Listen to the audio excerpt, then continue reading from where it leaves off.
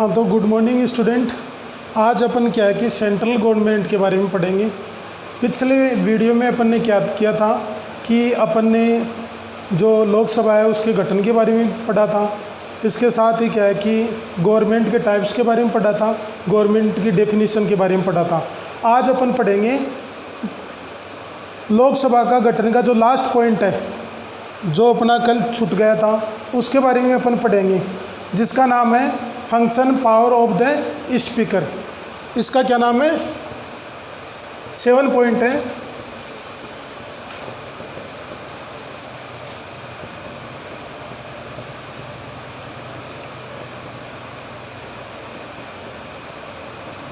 Function power of the speaker कि speaker की क्या क्या शक्तियाँ होती है। पहले अपन इसको समझ लेते हैं, उसके बाद में आपको मैं लाइन टू लाइन क्या करवा दूंगा, लिखवा दूंगा। तो स्पीकर की कौन कौन सी पावर होती है? एक तो लोकसभा का जो अध्यक्ष होता है, स्पीकर होता है, वो मीटिंग वगैरह बुलाता है। क्या बुलाता है?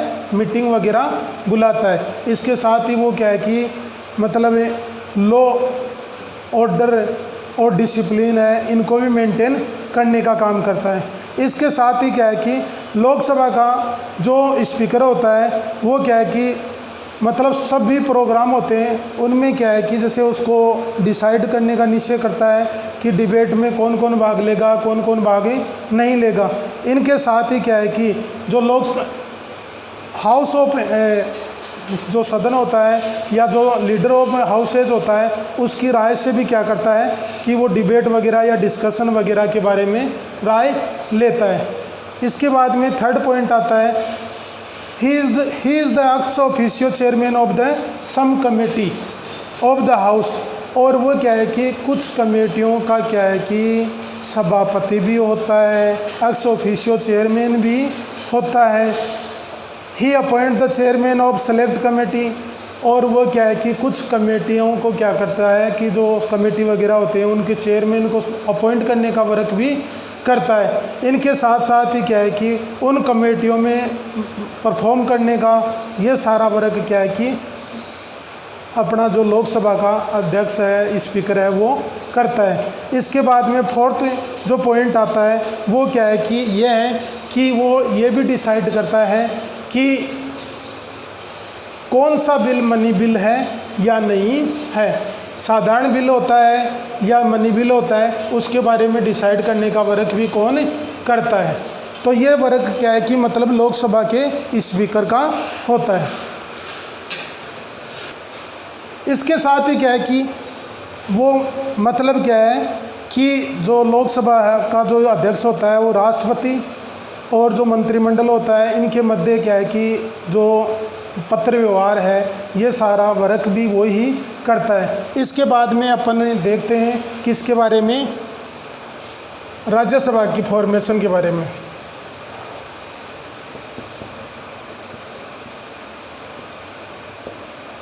Formation of Rajya Sabha, formation of Rajya Sabha. तो राज्यसभा की फॉर्मेशन के बारे में अपन यहाँ देखेंगे। देखो, लोकसभा और राज्यसभा ये अपने क्या है कि संसद के दो सदन हैं। लोकसभा के पास क्या है कि पावर ज़्यादा होती है और राज्यसभा के पास लोकसभा की तुलना में पावर कम होती है। इसके साथ ही क्या है कि अपन ने कल ये भी पढ़ लिया था, जो पिछले वीडियो था उसमें अपन ने ये भी पढ़ लिया था कि लोकसभा के मेंबर्स कितने होते हैं, 552 होते हैं मैक्सिमम, और पहले क्या है कि 500 थे। इसके साथ ही राज्यसभा में क्या है कि मैक्सिमम जो सदस्य होते हैं वो 250 है, 250, जिनमें से क्या है कि 245 को क्या किया जाता है, अलग अलग क्षेत्र से मतलब उनको निर्वाचित किया जाता है। जैसे 233 जो मेंबर्स हैं उनको क्या है कि जैसे मतलब अलग अलग जो क्षेत्र हैं उनसे निर्वाचित किया जाता है, जो क्या है कि मतलब कला, साहित्य, इनके साथ स्पोर्ट्स है, साइंस है, सामाजिक सेवा है। अपन देखें तो जैसे आर्ट है, सोशल सर्विस है, लिटरेचर है, स्पोर्ट्स है, इन फील्ड से मतलब क्या किया जाता है, उनको लिया जाता है। इनके साथ ही क्या है कि इनको सिंगल ट्रांसफरेबल वोट के माध्यम से या प्रोपोर्शनल रिप्रेजेंटेटिव सिस्टम के तरीके से क्या किया जाता है, इसका वोटिंग करवाई जाती है। फिर इसके बाद में ये तो इसका पहला पॉइंट आ गया, number of member, number of members. तो इसके नंबर ऑफ मेंबर्स कितने होते हैं, ये तो मतलब इसका पहला पॉइंट है। तो मैक्सिमम इसके कितने होते हैं, 250 होते हैं, जिनमें से क्या है कि 245 को क्या किया जाता है, नियुक्त किया जाता है। इनको अलग अलग क्षेत्र से लिया जाता है, जिनमें क्या है कि इनमें 12 मेंबर हैं तो क्या किए जाते हैं, नॉमिनेट किए जाते हैं। 12 मेंबर को क्या किया जाता है, नॉमिनेट किया जाता है, नॉमिनेट किया जाता है। और वो भी कौन कौन से फील्ड से, जैसे आर्ट, साइंस, लिटरेचर,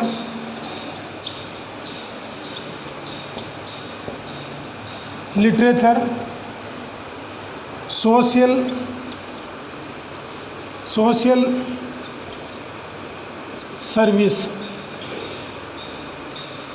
सर्विस, इसके साथ स्पोर्ट्स। इन क्षेत्र से क्या है कि इन 12 मेंबर्स को नॉमिनेट किया जाता है। इसके बाद में जो टोटल मेंबर बचते हैं, जिनमें अपन 233 मेंबर आते हैं, 233 मेंबर्स को अपन क्या करते हैं कि अलग अलग जो क्षेत्र होते हैं अपने, उनसे क्या किया जाता है, उनको इलेक्ट किया जाता है और इनको सिंगल ट्रांसफरेबल वोट के माध्यम से इनको लिया जाता है। फिर अगला पॉइंट आता है अपना क्वालिफिकेशन ऑफ मेंबरशिप, कि इसकी मेंबरशिप के लिए क्वालिफिकेशन क्या क्या होनी चाहिए।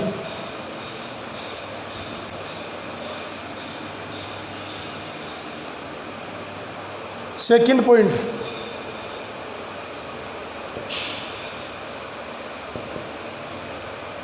क्वालिफिकेशन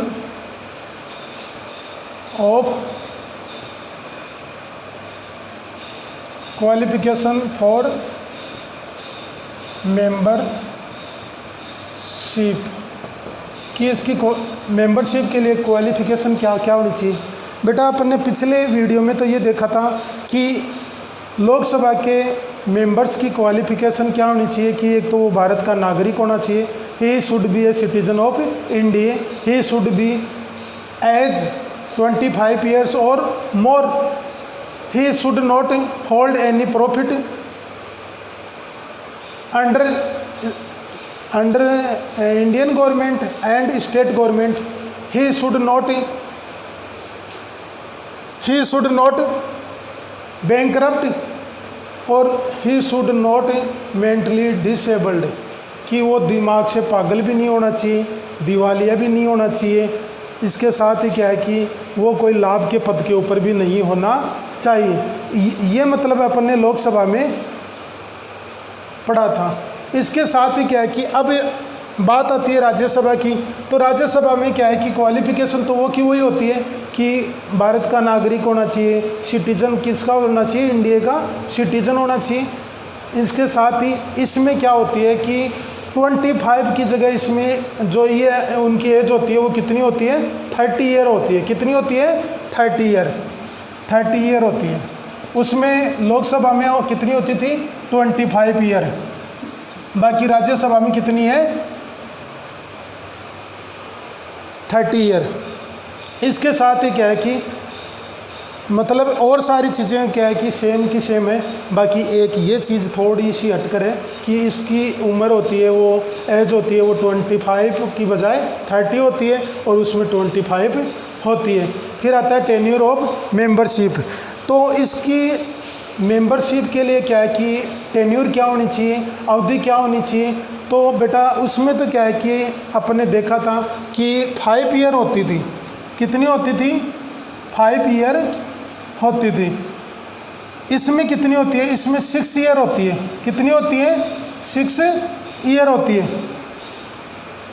5 ईयर्स और इसमें 6 ईयर्स होती है। इसके साथ साथ ही क्या है कि उनके मेंबर्स को तो अपन क्या कर सकते हैं, डिसॉल्व कर सकते हैं। क्या कर सकते हैं, डिसॉल्व कर सकते हैं, लेकिन इसके मेंबर्स को अपन डिसॉल्व नहीं कर सकते। राज्यसभा क्या है कि एक परमानेंट सदन होता है, एक अस्थाई सदन होता है, सेकंड सदन होता है। इसको अपन कभी भी भंग नहीं कर सकते, बल्कि क्या है कि लोकसभा को क्या है कि राष्ट्रपति भंग कर देता है। किसके आदेश से? प्रधानमंत्री के आदेश से। बाकी राज्यसभा को अपन भंग नहीं कर सकते। आगे देखते हैं। आगे अपना नेक्स्ट पॉइंट आता है फोर का। इसमें देखते हैं अपन कि officers of the Rajya Sabha, officer of the Rajya Sabha कि राज्यसभा के ऑफिसर्स कौन कौन से होते हैं।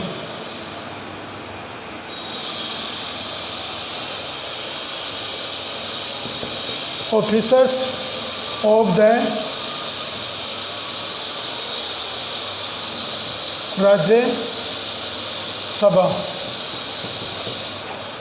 राज्यसभा तो ऑफिसर्स कौन कौन से होते हैं? इसमें क्या होता है कि एक तो चेयरमैन होता है और एक डिप्टी चेयरमैन होता है। कौन होता है? एक तो होता है चेयरमैन और दूसरा होता है डिप्टी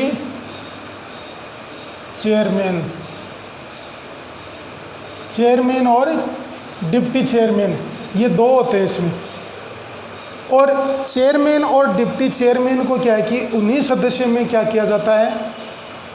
इलेक्ट किया जाता है। 19 सदस्य में उनको नॉमिनेट किया जाता है, मतलब उनमें से ही चुनते हैं। जितने 245 मेंबर्स जो राज्यसभा के होते हैं, उनमें से क्या है कि एक को चेयरमैन बनाया जाता है और एक को डिप्टी चेयरमैन बनाया जाता है।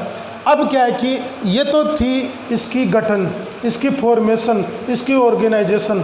अब क्या है कि अपने इसको नंबर वन बाई वन क्या करेंगे, इसको लेंगे। कि फर्स्ट अपना आता है, कल अपने छोड़ दिया था कौन सा? Power and process of Lok Sabha. तो उसको क्या है कि अपन शुरुआत से लेंगे।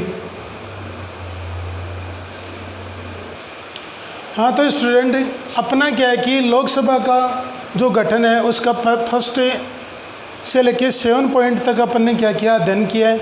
और ये लास्ट पॉइंट है जिसको मैं आप लोगों को पॉइंट आउट करवा रहा हूँ।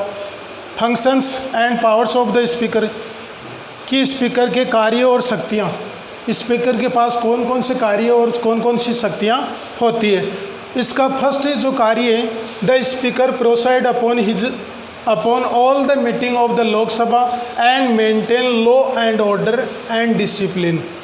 देखो स्पीकर क्या वर्क करता है कि जितनी भी लोकसभा की मीटिंग होती है उनको मेंटेन करता है, उनको बुलाता है, उसमें लॉ और ऑर्डर होता है उनको मेंटेन करता है, डिसिप्लिन मेंटेन करता है। अगर कोई डिसिप्लिन मेंटेन करता हुआ नहीं पाता है या नहीं पाया जाता है तो उनके खिलाफ कार्रवाई करने का काम भी कौन करता है? स्पीकर ही करता है। Point number first. Point number second, entire program of the Lok Sabha is decide by the speaker. संपूर्ण प्रोग्राम मतलब लोकसभा के संपूर्ण प्रोग्राम हैं वो क्या है कि स्पीकर के द्वारा ही डिसाइड किए जाते हैं। इसके बाद में with the advice of the leader of houses he fix the time of debate and discussion upon the various issues. और ये क्या करता है स्पीकर, ये हाउस ऑफ लीडर होता है, उसकी एडवाइस के साथ ही क्या करता है कि कोई भी डिबेट होता है, कोई भी डिसीजन होता है या कोई भी इश्यूज होता है उसके ऊपर मीटिंग बुलाता है। ये बुलाने का काम भी कौन करता है? स्पीकर ही करता है। लेकिन ये एडवाइस किसकी लेता है? लीडर ऑफ द हाउस या लीडर ऑफ हाउस की क्या करता है? ये सलाह लेता है, जिसको अपन क्या बोलते हैं? प्रधानमंत्री बोलते हैं। जो अपने राज्य में जैसे मुख्यमंत्री होता है तो इनकी क्या करते हैं? ये राय लेते हैं, उनके बाद में क्या करते हैं? मीटिंग वगैरह को फिक्स करते हैं, उनके ऊपर डिस्कशन करते हैं। Third point, he is the ex officio chairman of some committees of the house. इनके साथ क्या है कि सदन की कुछ कमेटियां होती है, उनका क्या है कि पदेन सभापति भी होता है। कौन? स्पीकर। सदन की कुछ कमेटियां होती है, उनका पदेन सभापति भी कौन होता है? स्पीकर होता है। इनके साथ ही appoints the chairman of select committee and these committee perform work under his direction. और ये क्या करता है कि कुछ जो सेलेक्टेड कमेटियाँ होती है, सेलेक्ट कमेटीज़ होती है, उनके चेयरमैन को अपॉइंट करने का काम भी करता है। इनके साथ साथ जो भी वो वर्क करते हैं वो क्या है कि इसके डायरेक्शन में ही काम करते हैं। आगे देखते हैं अपन फोर्थ पॉइंट। हाँ तो स्टूडेंट आगे अपन क्या है कि ये देखते हैं कि अपने 3 जो स्पीकर की पावर है वो देखिए कि स्पीकर क्या क्या वर्क करता है।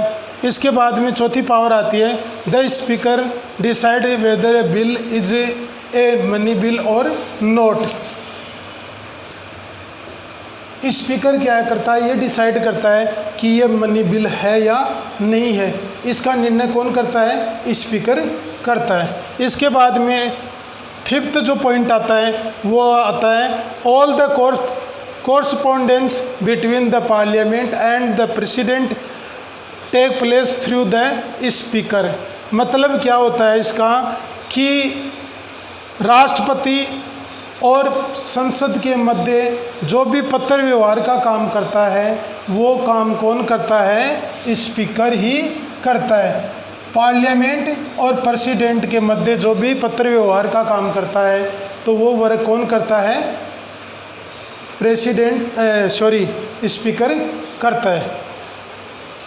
फोर्थ में ये देखता है कि मनी बिल है या नहीं है, साधारण बिल तो नहीं है। 5th में मतलब ये देखता है कि 5th का जो वर्क करता है वो ये करता है कि राष्ट्रपति और संसद के मध्य जो वर्क करता है या जो पत्राचार का वर्क करता है या पत्र व्यवहार का वर्क करता है, ये सारे वर्क कौन करता है? स्पीकर करता है। उसके बाद में यहाँ अपना क्या है कि लोकसभा का टॉपिक है वो कंप्लीट हो गया। इसके गठन है, इसकी फॉर्मेशन है, इसके ऑर्गेनाइजेशन है, यहाँ मतलब क्या हो गई? कंप्लीट हो गई। इसके बाद में अपने राज्यसभा की ऑर्गेनाइजेशन की formation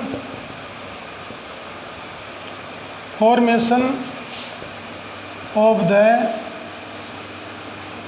Rajya Sabha, formation of the Rajya Sabha कि राज्यसभा की गठन कैसे होता है। और उसका फर्स्ट पॉइंट क्या आता है? Number of members. First point आता है उसका number of members, number of members. ठीक है, तो नंबर ऑफ मेंबर्स की बात करते हैं तो इसके मैक्सिमम मेंबर्स की संख्या कितनी होती है? 250 होती है। The maximum number of members, the maximum number of members of the Rajya Sabha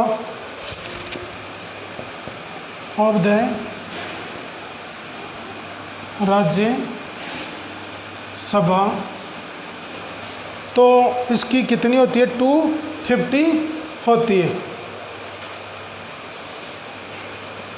the maximum number of members of the Rajya Sabha. हाँ तो स्टूडेंट अब अपन देखते हैं कि इसकी मैक्सिमम मेंबर ऑफ नंबर्स की संख्या कितनी होती है? 250 होती है। और 250 में से ये क्या करता है कि 12 मेंबर्स को नॉमिनेट करता है। 12 मेंबर्स को क्या करता है? नॉमिनेट करता है। और वो 12 मेंबर होते हैं वो इन चीज़ों में क्या होते हैं? एक्सपर्ट होते हैं। ऐसे व्यक्तियों को नॉमिनेट किया जाता है जैसे art, literature, science, social science या सोशल सर्विस, स्पोर्ट्स। ऐसे क्षेत्र से क्या होने चाहिए? वो एक्सपर्ट होने चाहिए। कहने का मतलब है कला। लिटरेचर, कोई साहित्य लिखने वाला, इनके साथ ही साइंस जैसे कोई वैज्ञानिक वगैरह हो। सोशल सर्विस, समाज सेवी, जैसे समाज की सेवा करने वाला कोई नेता हो। इनके साथ ही स्पोर्ट्स, खेल से संबंधित, जैसे कोई खिलाड़ी हो। ऐसे व्यक्तियों को क्या किया जाता है, इसमें नॉमिनेट किया जाता है। कितने को? 12 को, 12 मेंबर्स को नॉमिनेट किया जाता है। इसके बाद में अपन देखते हैं कि 12 मेंबर को नॉमिनेट करने के बाद में जो राज्य की विधायिका है उनमें से भी क्या है कि 233 मेंबर्स को इलेक्ट किया जाता है। स्टेट लेजिस्लेचर से क्या किया जाता है, अपॉइंट किए जाते हैं 233 मेंबर्स। इनके साथ ही ये मेंबर्स है, ये क्या है कि जैसे मतलब एक प्रक्रिया होती है जिसको बोलते हैं सिंगल ट्रांसफरेबल वोट या प्रोपोर्शनल रिप्रेजेंटेशन सिस्टम। इनके माध्यम से क्या है कि अलग अलग राज्यों से और संघीय जो विधायिका है उनसे क्या है कि 233 मेंबर्स को लिया जाता है।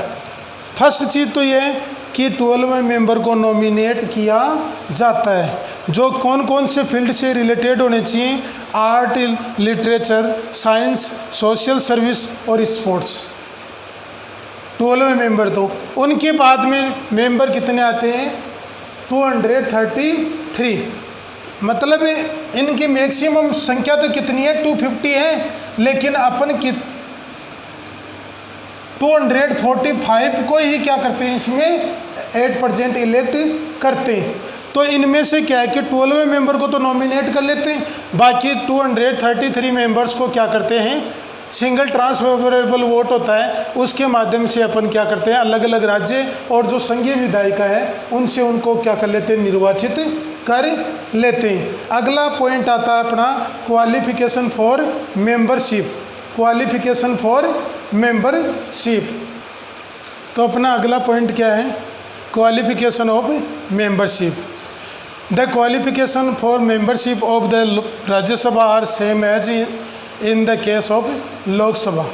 मैंने आपको पहले भी समझाया था कि राज्यसभा के मेंबर्स की जो क्वालिफिकेशन है वो लोकसभा के मेंबर्स के क्वालिफिकेशन के समान ही है, सेम उनकी तरह ही है। The only difference is that for the membership of Lok Sabha a person should be of age 25 और मोर। लोकसभा में क्या होता है, मात्र डिफरेंस ये होता है कि उसके मेंबर्स की जो एज है वो 25 ईयर्स होती है या उससे ज़्यादा होती है, 25 ईयर्स होती है या ज़्यादा होती है। ये तो क्या है, लोकसभा की है। इसके बाद में while for the member of Rajya Sabha he should be of age 30 years और मोर। और इसी प्रकार क्या है कि राज्यसभा के मेंबर्स की जो संख्या है या मेंबर्स की जो ईयर है वो क्या होती है, 30 ईयर्स होती है। डिफरेंस इसमें यही है, मतलब वही आते हैं इसमें, he should be a citizen of India, he should be a citizen of age of 30 years. उसमें कितनी आती है, 25 ईयर्स, इसमें आती है 30 years. He should not hold any profit under Indian government and state government, कि इंडियन गवर्नमेंट और state government के अंदर कोई भी लाभ का पद उसके पास नहीं होना चाहिए। अगर ऐसा होता है तो वो मतलब क्या है कि इलेक्शन में पार्टिसिपेट नहीं कर सकता। इसके बाद में क्या है कि आता है he should not mentally disabled and should not be bankrupt. ना तो वो दिमाग से पागल होना चाहिए और ना ही क्या है कि वो दिवालिया होना चाहिए।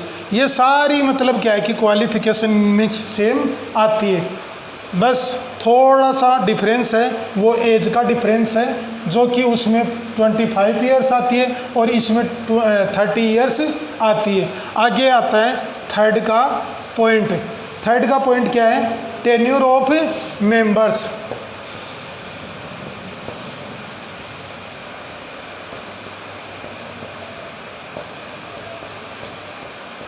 Tenure of members. तो इसकी टेन्योर क्या होती है? टेन्योर ऑफ मेंबर्स, राज्यसभा के मेंबर्स की जो कार्यकाल कितना होता है, इसकी अवधि कितनी होती है। तो राज्यसभा क्या होता है कि एक परमानेंट हाउस होता है जिसको अपन कभी भी भंग नहीं कर सकते, सस्पेंडेड नहीं कर सकते कभी भी इसको, ये परमानेंट होता है। इसकी टेन्योर 6 ईयर होती है और 1/3 पर्सन होते हैं राज्यसभा के, इनको प्रत्येक 2 वर्ष के बाद में या एवरी 2 ईयर्स के बाद में उनको रिटायरमेंट लेना होता है। इसके बाद में 4th पॉइंट आता है। तो 4th पॉइंट आते हैं ऑफिसर ऑफ द राज्यसभा। तो राज्यसभा के ऑफिसर कौन कौन से होते हैं, ये अपन ने कर ही लिया। क्वालिफिकेशन हो गया, टेन्योर ऑफ मेंबर्स हो गया, जिसमें मैंने आप लोगों को बता दिया कि ये परमानेंट होता है, कभी इसको भंग नहीं कर सकते। 6 ईयर क्या होती है इसकी टेन्योर होती है। 1/3 पर्सन्स होते हैं राज्यसभा के, उनको क्या है कि एवरी 2 ईयर्स के बाद उसको क्या लेना होता है, रिटायरमेंट लेना होता है। उसके बाद में अगला पॉइंट आता है अपना ऑफिसर्स ऑफ राज्यसभा।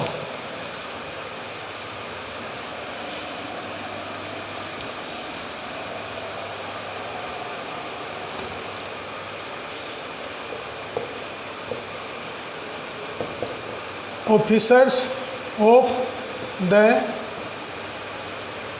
राज्यसभा,